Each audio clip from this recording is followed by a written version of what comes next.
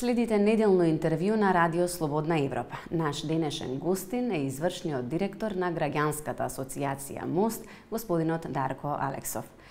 Господин Алексов, дали Граѓанската асоциација МОСТ е подготвена за наблюдување на предреферендумскиот период и со каков капацитет ќе го правите тоа? Секако дека сме подготвени, како и во изминатите 16 години, посебно за еден вако важен момент.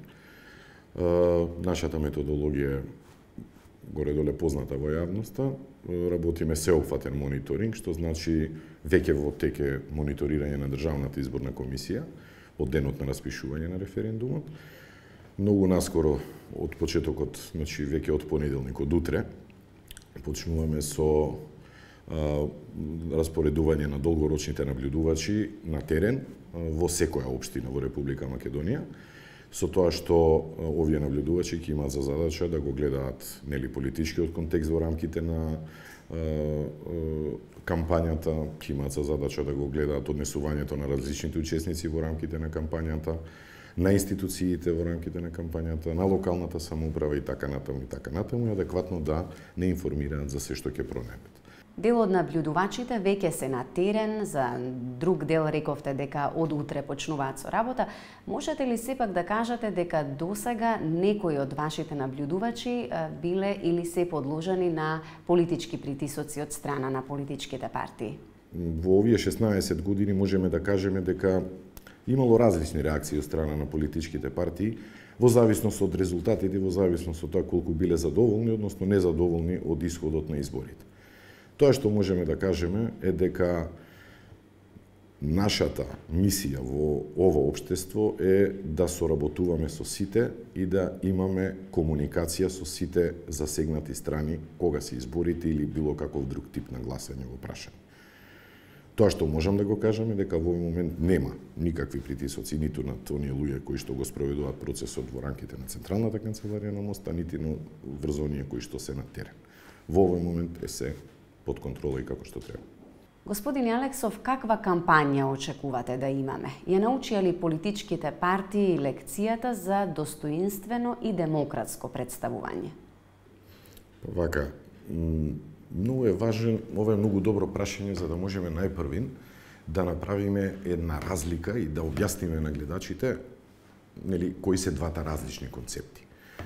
Кога имаме избори, значи, гласаме за личности, за одредени политички опции, за табори, за независни кандидати, листи и така натака, роднини и така натака, пријатели.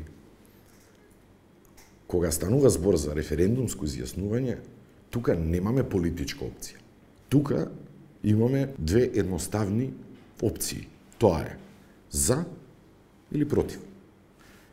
И сите оние кои што се дел од овој процес, без разлика што истиот не може да помине без политичките партии, имаат за задача на граѓаните наједноставно и најпрецизно да ги информираат за сите аргументи зошто граѓаните би требало да гласат за или против и адекватно на тоа граѓаните информирано да искочат и да гласаат според собствено убедување и според собствена волја.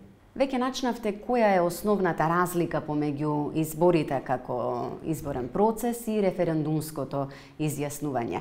Може ли поконкретно да ни кажете кои се разликите и дали воопшто има разлики во однос на медиумското представување, во однос на водењето на кампања, изборниот молк и така натаму? За референдумот, например, кампањата трае од денот на самото негово распишување, а завршува 48 часа пред денот на гласање. Ако разговараме за изборно представување, односно за кампања во рамките на изборите, таа започнува 19 дена пред денот на гласање и завршува, односно трае 19 дена, со тоа што почнува 20 дена пред денот на гласање, завршува 24 часа пред денот на гласање. Што се однесува до тоа кој може да води кампања, тука нема ограничувања, меѓутоа Државната изборна комисија има прецизно појаснување во рамките на кое што прецизира за тоа кој има право на медиумско представување во рамките на 9 минути согласно изборниот законник. Од страна, се разбира, на националните и локалните радиодифузери. Со тоа, согласно со незините надлежности, Државната изборна комисија потврди и посочи дека право на такво медиумско представување во рамките на тие 9 минути има само овластениот предлагач, повикувајќи се на член 12 од Законот за референдум. Во рамките на овие 9 минути останува на собранието како овластен предлагач и како организатор на кампања да ги подели и да реши во кој сооднос и на каков начин ќе бидат искористени со оглед на таборите и на двете опции кои што може да бидат представени во рамките на тие 9 минути, тоа се за или против. Дали според вас финансирањето на кампањата од буџетот е погрешен чекор? Време траењето на кампањата, кое што всушност чини пари, кои што доваѓаат од буџетот, најважно од се е да видиме како тие ќе бидат искористени. И дали ќе бидат искористени во јавен интерес или нема да бидат искористени во јавен интерес. Со други зборови, многу е добар пристапот на собранието да дозволи различните две опции во собранието да добијат дел од овие јавни средства и да ги информираат граѓаните со аргументи во рамките на собствените застапувања, дали за или против, да ги информираат граѓаните зошто би требало да гласаат за едната или за другата опција. Тоа е јавен интерес, несомнено. И во случај кога собранието ви е предлагач, овластен и организатор на кампањата, не можеме да очекуваме средствата да доваѓаат од некоја трета страна.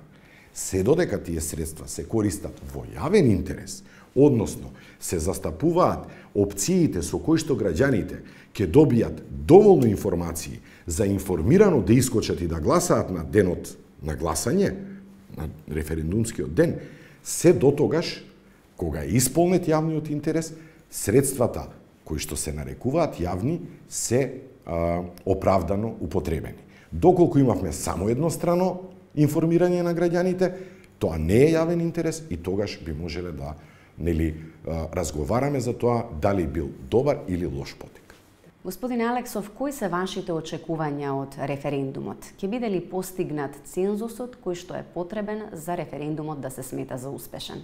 Во овие 16 години ниту еднаш не сме си дозволиле, без разлика на нашите лични анализи и така натаму, во оваа фаза, посебно од еден изборен процес или од едно изјаснување, да кажуваме дали ќе и колку луѓе ќе искочат и дали ќе искочат и така натака. Но, тоа што можеме да го кажеме денеска тука е дека апелираме до граѓаните добро да се информираат и да го искористат своето право на глас, затоа што како граѓани во оваа држава ние користиме одредени бенефиции и права.